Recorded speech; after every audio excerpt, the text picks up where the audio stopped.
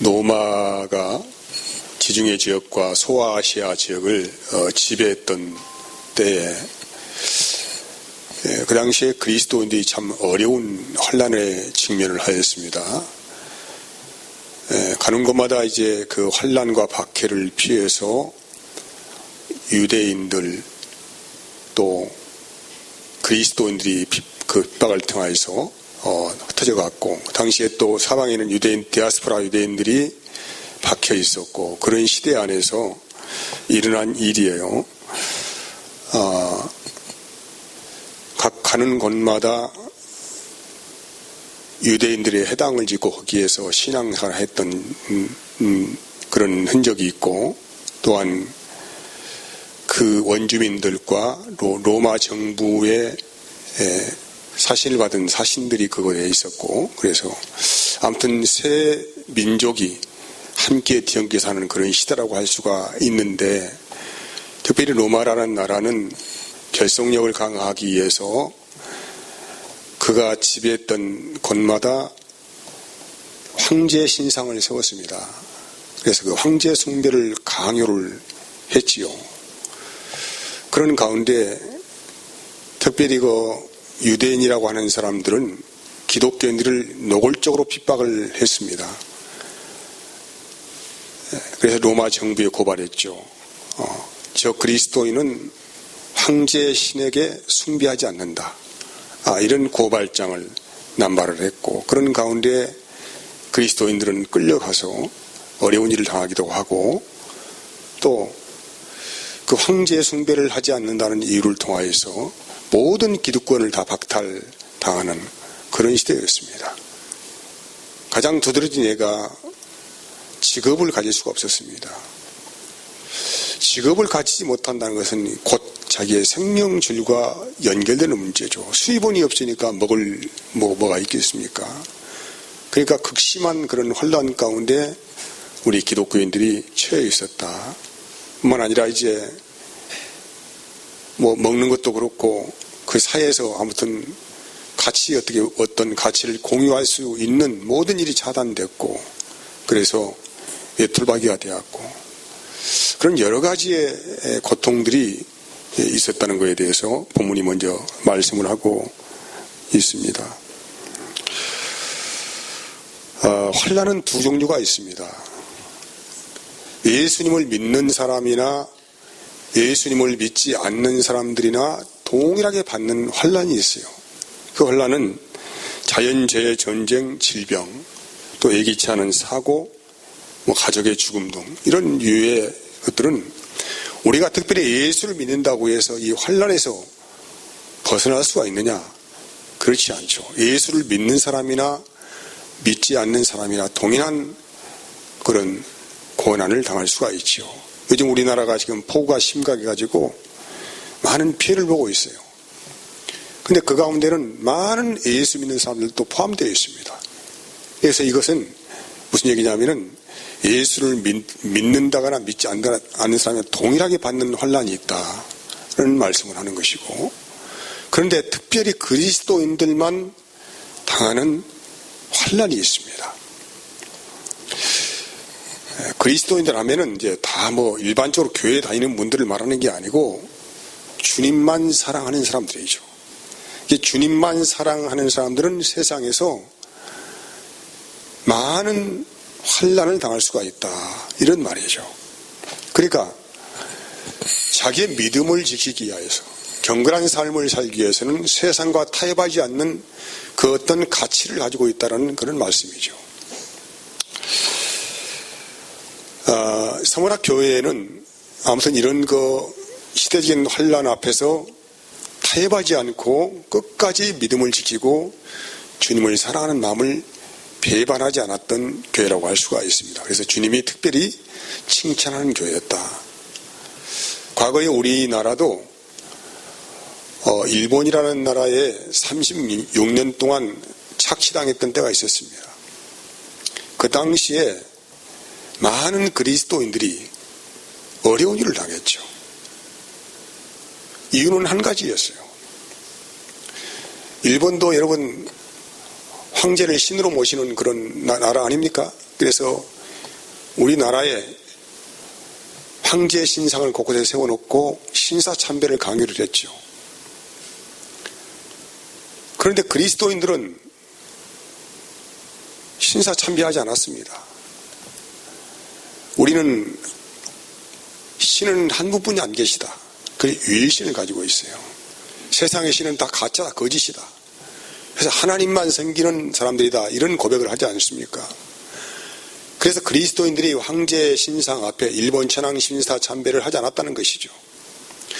그런 이유 때문에 옥에 끌려가서 많은 고문을 당했어요. 물고문, 전기고문, 고춧가루 고문, 아무튼 고문이라는 고문은 다 당하면서도 끝내 그들은 타협하지 않았다는 것이죠.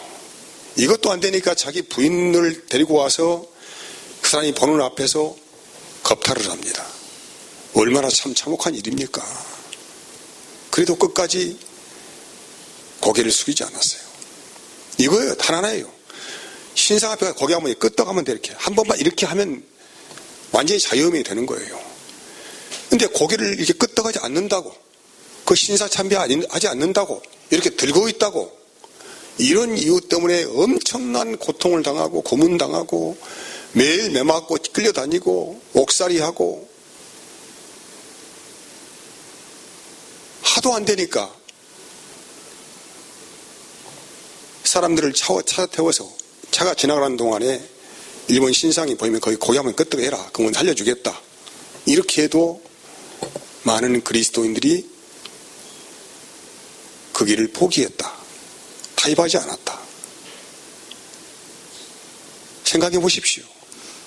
고개만 끄떡이면 되는데, 어려운 일도 아니에요. 고개만 끄떡이면 되는데 그거 하지 않는다고 그렇게 엄청난 고통을 받고 그 시대를 살아갔습니다.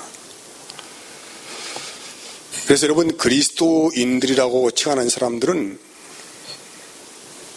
세상의 가치에 혼돈되지 않는 삶을 살기 때문에 사실은 어떻게 보면 평안할 날이 별로 없습니다. 그러니까 여러분이 예수 믿고 나는 참 평안하다, 이렇게 말하는 것은 조금 문제가 있는 것 같습니다. 그리스도인들은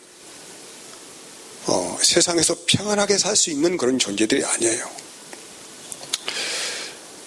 사회, 경제, 문화 등에 있어서 가치 척도가 다릅니다.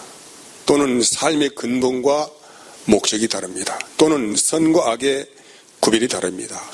국가관이 다르고 가정과 직업의식에 대한 목적 방향이 달라요.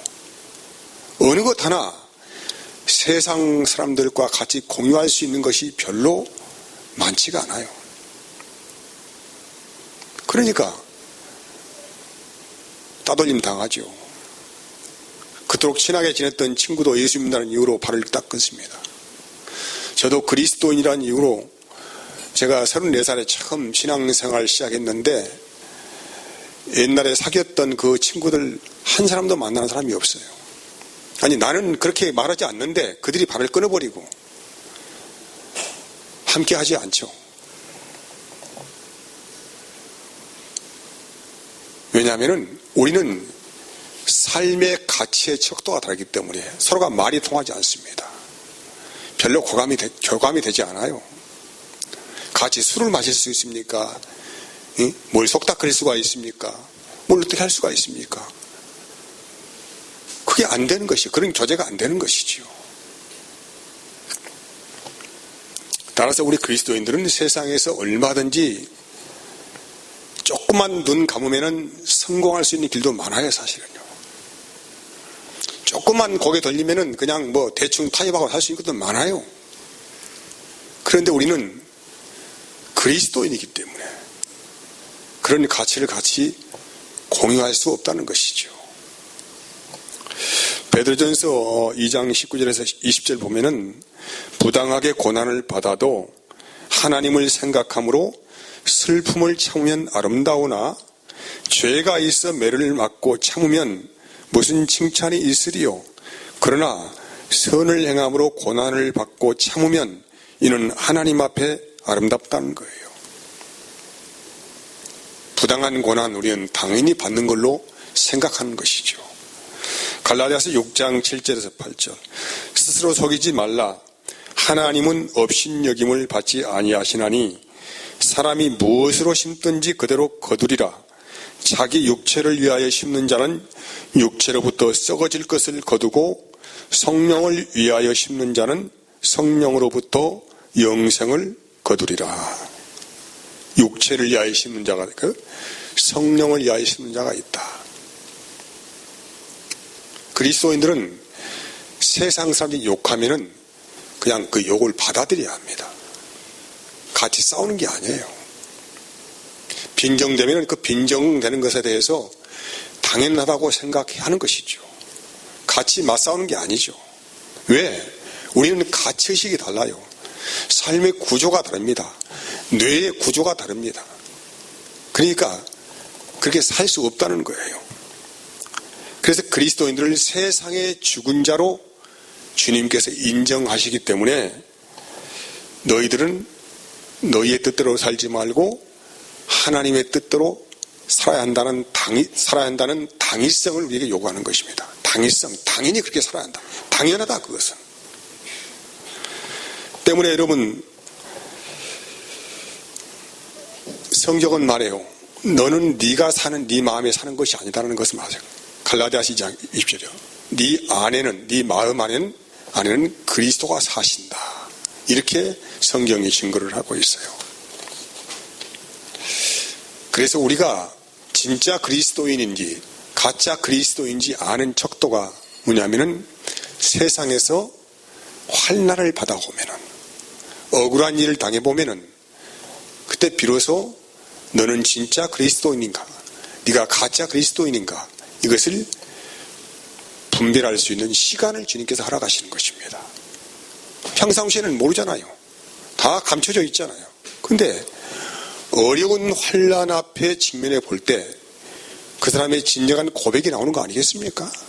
바로 지금 예수님께서는 서머나 교회를 예를 들어서 우리에게 지금 그 말씀하고 있어요.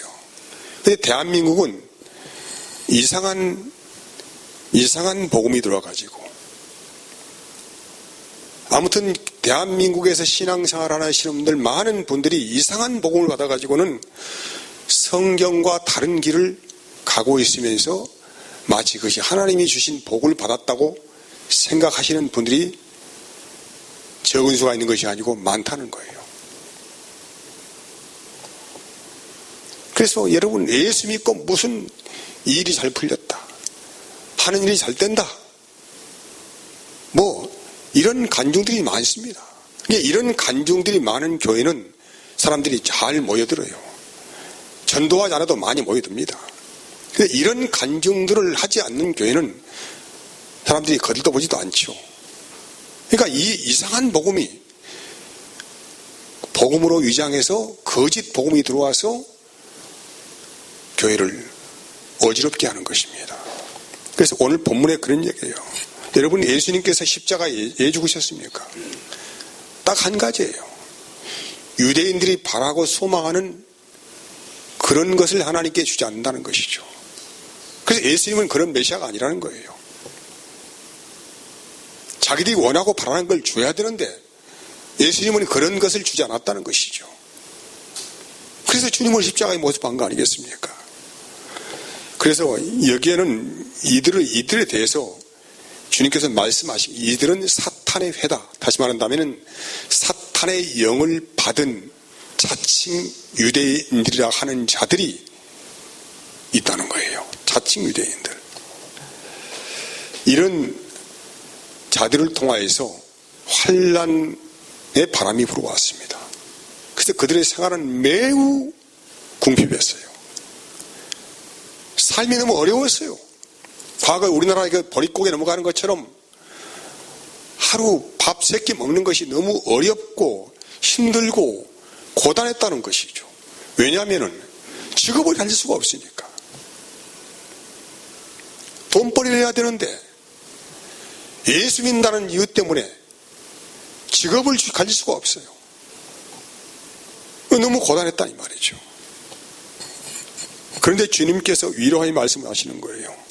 지금은 네가 비록 세상에서 힘들고 어렵지만은 궁핍하지만은 너희는 실상은 내가 보기에는 믿음에 부유한 자다. 이렇게 말씀하십니다. 믿음에 부유한 자다. 이들은 여러분 실력이 없어서 머리가 좀 덜 따라줘서 지금을 못 가는 게 아니고 예수를 믿기 때문에 그 당시 시대적인 배경 하에서 황제 신상 앞에 절을 하지 않는다. 이거 이유 하나예요.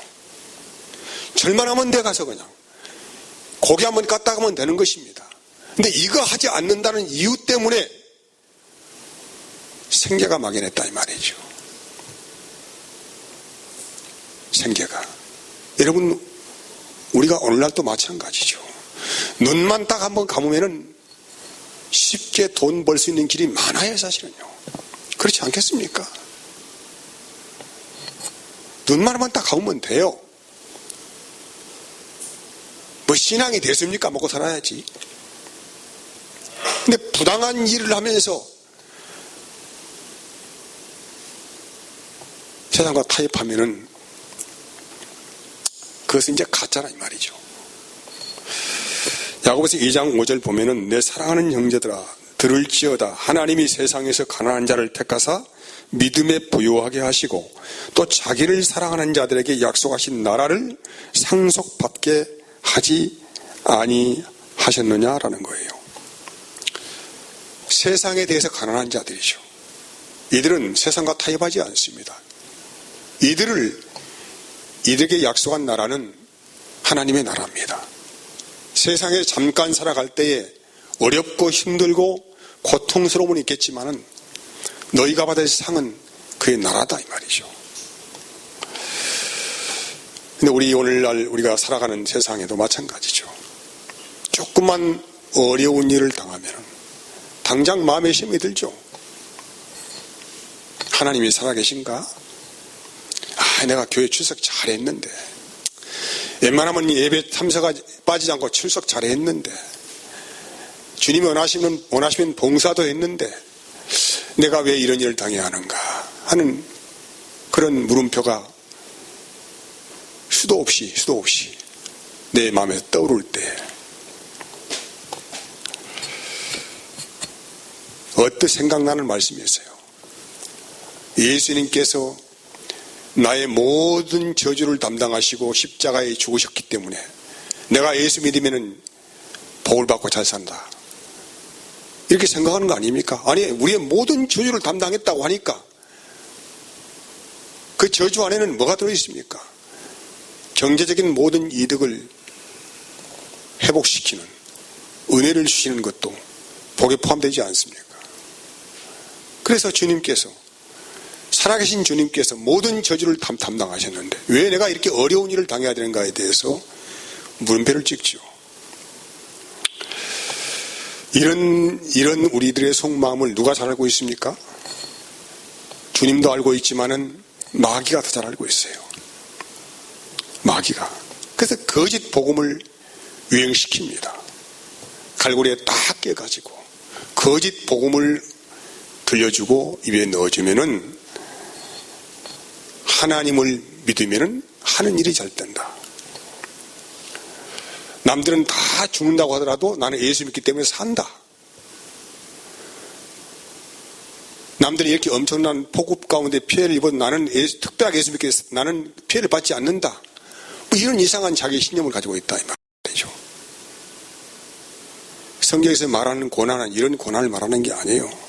마태복음 4장 8절에 10절 말씀 보면은 마귀가 또 그를 데리고 지극히 높은 산으로 가서 천하만국과 그 영광을 보여 이르되 만일 내게 엎드려 경배하면 이 모든 것을 내게 주리라.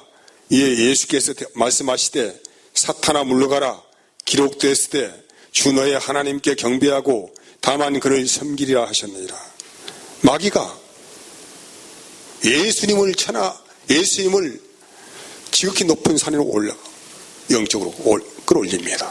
그래서 천하만국의 영광을 다 이 화려한 도시 그냥 얼마나 네온사인이 깜빡거리고 엄청난 빌딩이 있고 막 엄청난 도시를 보여주고 그러는 가운데 네가 나에게 절만 한번 하면은, 무릎만 꿇으면은 이 천하만국을 넘겨주겠다라고 하잖아요. 이게 마귀가 보이는 영광이에요. 하나님은 이런 영광을 보이지 않습니다. 하나님의 나라는 그런 나라가 아니에요. 그런데 이렇게 어렵고 힘들고 정말 지금도 죽을 지경인 이 고난의 직면에 있는 서문화 교회를 향하여서 예수님 뭐라고 한지 아십니까? 오늘 10절 봅시다 같이. 아주 눈 하나 깜빡하지 않고 말씀하시죠. 뭐라고? 자, 시작. 너는 장차 받을 고난을 두려워하지 말라. 볼지어다 마귀가 장차 너희 가운데서 몇 사람을 옥에 던져 시험을 받게 하리니 너희가 10일 동안 환난을 받으리라. 내가 죽도록 충성하라. 그리하면 내가 생명의 간을 주리라고 하시는 거예요. 지금도 너무 힘들고 어려운데 뭐라고 합니까 또? 장차 받을 고난을 두려워하지 마라. 이게 지금도 어렵고 힘들지만은 더 어려운 일이 닥친다 말이에요. 더 어려운 일이 닥친다. 어떤 일입니까? 마귀가 장차 너희 가운데서 누구를? 몇 사람을 옥에 던져 시험을 받게 한다. 그러니까 이제는 직업만 안 주는 게 아니라 예수 믿는 사람 발트에서 끌어가서 고문시키고 옥에 집어넣겠다 이 말이에요. 이제 그런 일이 일어난다 이 말이죠. 아니 지금까지 하는 것도 얼마나 참 잘한 것입니까? 참 칭찬할 만하죠.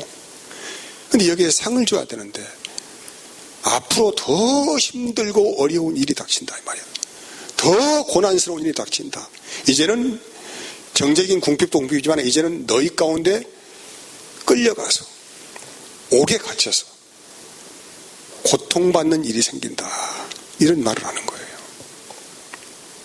그리고 그 말씀 앞에 또 뭐합니까? 10일 동안 너희가 환난을 받겠다. 베드로전서 4장 11절 14절 이렇게 말합니다. 사랑하는 자들아 너희를 시련하려고 오는 불시험을 어떻게 하라고요?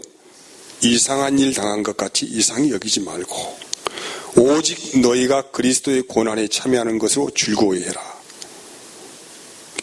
그리스도의 고난에 참여하는 것을 즐거워하는 거예요. 그리고 이는 그의 영광을 나타내실 때에 너희로 즐거워하고 기뻐하게 하려 함이라. 너희가 그리스도의 이름으로 무엇을 하면은 욕을 받으면 복이 있어요. 이게 예수의 이름으로 내가 고문당하고 치욕을 당하면은 이것은 복이 있는 사람이다. 왜? 이 사람의 심령 안에는 누구만 있습니까? 주님만 있어요. 무슨 일을 당해도 무너지지 않습니다. 영광의 영 곧 하나님의 영이 너희 위에 계십니다. 요한복음 16장 33절은 너희가 세상에서 환난을 당한다. 그러니까 너희 그리스도인들은 세상 가운데 살아가면서 세상은 마귀가 잡고 있는 제왕이에요. 마귀가 제왕이에요. 마귀가 모든 기득권을 가지고 있어요. 세상의 모든 불의를 다 지어냅니다. 그래서 그리스도인들은 세상 가운데 살아가면서 주님께서 말씀, 너희가 세상에서 환난을 당하나 담대하라 내가 세상을 이겼다고 예수님께서 말씀을 하십니다. 우리는 구분해야 합니다.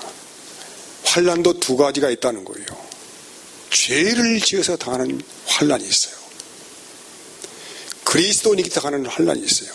베드로전서 4장 15절 너희 중에 누구든지 살인이나 도둑질이나 악행이나 남의 일을 간섭하는 자로 고난을 받지 말려니와 만일 그리스도인으로 고난을 받은 즉 부끄러워 말고 도리어 그 이름으로 하나님께 영광을 돌려라 이 말이죠.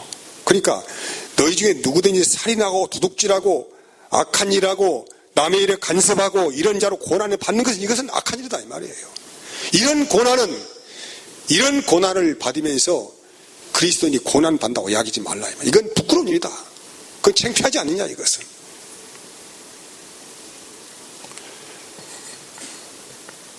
그래서 요한계시록은 경건한 성도가 당하는 7재앙에 대해 기록하고 7재앙. 그리고 그 환난을 어떻게 이 경건한 성도들이 그 환난을 어떻게 통과해 가는가에 대해서 말씀하고 있습니다. 세 번째는 환난을 이기고 살아남은 자들이 받을 상이 무엇인가에 대해서 이 세 가지로 구분하여서 압축하여서 요한계시록 전체를 현재 이어가고 있어요. 믿음의 사람들이, 이 경건한 사람들이 받을 환난의 기간이 몇 일이라고요? 10일입니다. 10일. 10일이 뭔지 아세요? 그냥 숫자의 10일이 아닙니다. 게마트리아의 그 10이라는 숫자는 땅의 만족수, 땅의 충만한 수, 하나님의 인내, 이런 의미를 가지고 있어요. 여러분, 그 10의 의미를 지금 전달하고 있습니다. 그 숫자 의미를 전달. 너희가 받을 환난은 10일이다 이 말이죠. 여기에 성도들의 인내가 있단 말이죠. 이 환난의 기간을 지나가면서 알곡과 가라지가 정확하게 분리가 됩니다. 하나님은 오래 참으십니다. 그래서 성도들의 인내가 거기 있어요. 요한계시록 14장 12절 성도들의 인내가 여기 있나니 그들은 하나님의 계명과 예수에 대한 믿음을 지키는 자들이었다 라고 분명하게 말씀하고 있습니다. 이게 성도들은 이 환난을 통과하면서 하나님의 계명과 서로 사랑으로 예수님에 대한 믿음을 지킨다. 여러분, 사람이 어려운 일 당하면은 친구가 거짓 친구냐 진짜 친구냐 딱 분리가 돼요. 그것이 다 그래요. 어려운, 이게 부부도 마찬가지죠. 어려운 일을 함께 통과하는 게 부부지, 뭐 자기 좋은 것만 단맛 맛 빨아먹고 살아가는 게 부부입니까? 그것이? 그건 부부 아니잖아요. 응? 어려운 시험들도 같이 손을 맞잡고 통과해 가면서 같이 은혜를 줘가며 가면서 살아갈 때에 어느 누가 여기에서 무너질 수가 있겠습니까? 두 번째는 하나님께서 인내하시는 시간이에요. 환난의 기간에 그리스도께서는 그분의 자녀들을 회개시키십니다. 그리고 아직 구원받지 못한 자들을 구원받게 하십니다. 세 번째는 주님의 이름을 굳게 잡은 자들이 이 환난을 통과하면서 자신의 믿음을 증거를 합니다. 어린 양의 신부가 주님을 사랑하는 이 사랑의 고백을 준비하는 기간이라고 할 수가 있어요. 중요한 것은 영생이 무엇인지를 아는 사람들은 이 땅에서 환난은 잠시라고 생각을 합니다. 그리고 충분히 그러기 때문에 충분히 인내할 수 있고 고난이 오면 올수록 더 강해져 가지고 오히려 더 죽도록 어떻게 합니까? 충성을 해갑니다. 아, 정말 하나님 살아계시구나. 내가 이런 고난 앞에서 무너지지 않고 살아있는 것은 진정한 예수의 생명이 내게 있구나라는 것을 본인 자신이 알고 있어요. 주님도 알고 계십니다.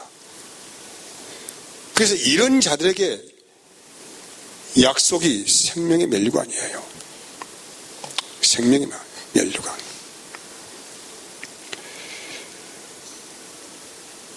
이 장 마지막에 보면은 10절에 보면은 10일 동안 환난을 받으리라. 내가 죽도록 충성하라. 뭘 준다고 그러냐면 내가 생명의 관을 주리라. 이 사람은 둘째 사망의 해를 받지 않는다. 요한계시록 20장 15절 말씀에 누구든지 생명책에 기록되지 못한 자는 불못에 던지우리라 라고 합니다. 귀 있는 자들은 성령이 교되게 하시는 말씀을 들어라.